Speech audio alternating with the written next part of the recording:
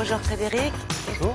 Vous démarrez sur la gastronomie ce matin. Une tendance en gastronomie, c'est un grand article dans Libération dont vous allez voir le titre « Sans sucre, la diète en sur-régime ».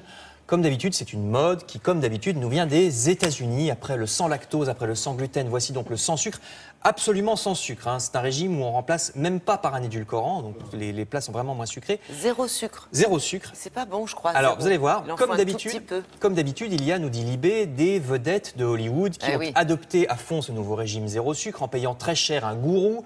Mais heureusement, comme d'habitude aussi, nous autres Français n'allons pas aussi loin que les Américains. Chez nous, c'est beaucoup plus mesuré. Vous allez voir des gâteaux, par exemple, très appétissants, mais qui ont 2 fois moins de sucre que les recettes normales. C'est une pâtisserie parisienne plutôt de luxe, parce que les tendances, évidemment, en général, c'est ça. Alors, moi, je dis qu'il faut goûter, monsieur le pâtissier, si vous entendez. Il faut des échantillons. Ça s'appelle un message. Qu'on sache si c'est bon.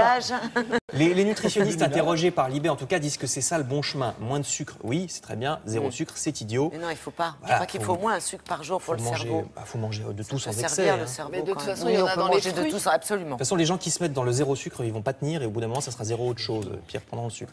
Alors, ne pas écouter les auteurs américains qui, en ce moment, disent que le sucre créé est à l'origine des allergies, des sinusites et même des rides. Je cite Libération. Alors, par contre, si on mange bien en France, on est beaucoup moins fort pour accueillir les touristes. On le soupçonnait, le Figaro le confirme. Paris a mauvaise réputation en matière de vol auprès des touristes. Ils se font voler leur argent par les pickpockets. Paris est très mal classé. Et il n'y a pas que ça. Les touristes trouvent aussi que Paris est sale, notamment le métro, sans blague. Alors, oui. Et les rues aussi. Oh, bah, les rues. Alors fuyons la crasseuse et peu sûre capitale avec La Croix d'abord qui nous invite à Pau pour faire du canoë parce que Pau c'est la capitale du canoë-kayak, nous dit le journal. C'est la finale de la Coupe du Monde de canoë-kayak d'aujourd'hui jusqu'à dimanche avec des équipes de 50 pays sur le Gave de Pau sur ce qu'on appelle le stade d'eau vive. Donc si vous êtes dans le coin, il faut essayer une fois que les champions seront partis. On peut commencer à tout âge et à tout niveau. Un peu plus au nord, les Échos nous apprennent que l'État est en train de racheter les terrains de la dune du Pilat.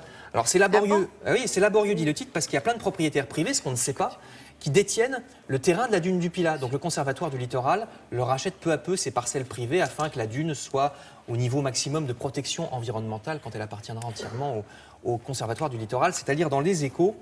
Enfin, je termine avec l'agenda du Parisien aujourd'hui en France sur les festivals et expositions de l'été. D'abord, le Palais de la Découverte à Paris, où vous pourrez emmener vos enfants. Il y a en ce moment une grande exposition sur la lumière, très ludique, comme on le voit sur la photo et comme toujours au Palais de la Découverte, avec des installations pour jouer avec la lumière, les déformations optiques, pour apprendre sans s'en rendre compte. Donc ça, c'est à Paris. Et le journal nous parle aussi de la Bretagne, avec d'un côté le festival de Concarneau, jusqu'à dimanche. 60 000 visiteurs attendus à Concarneau autour de la sardine, évidemment, de la pêche et des musiques bretonnes.